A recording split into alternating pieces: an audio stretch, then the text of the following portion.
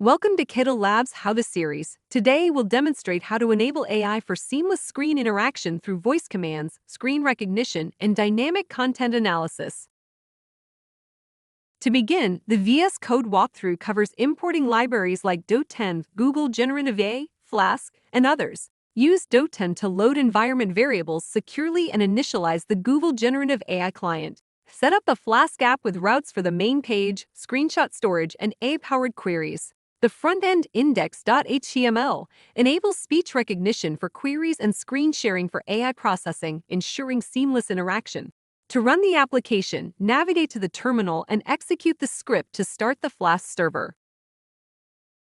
Once the script runs successfully, click the Share Screen button to start screen sharing. Enable the Audio button.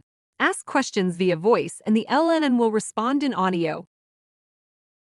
I'm here and ready to help. How can I assist you today? Could you please tell me what is the highlighted text in this frame? The highlighted text in the frame reads, "Our platform partnerships." Additionally, there's a description below that mentions a commitment to excellence and dedicated centers of excellence for leading IT platforms. List out the KDLA's platform partnerships. The platform partnerships listed for Cadle Labs are 1. Bittrex 24, 2. Microsoft Azure 3, Web Methods, 4. Databricks, 5. Amazon Web Services, Oz.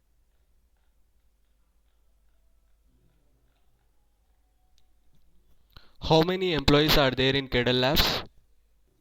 Cadle Labs has over 200 employees, as indicated on their website.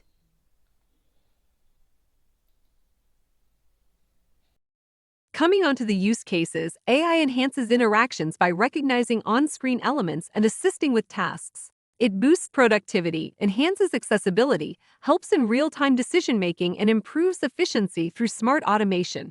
Stay tuned for more tutorials on Gen AI. Thank you for watching.